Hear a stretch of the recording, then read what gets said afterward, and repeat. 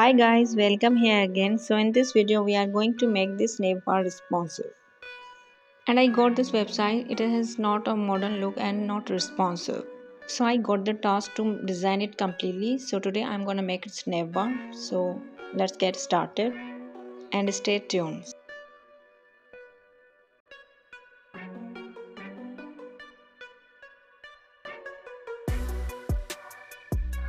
Making a menu bar button to toggle in. And for icons we are using Frontend libraries, so adding its link, and you can add this link like this. And so now we are going to search for icons, menu icons.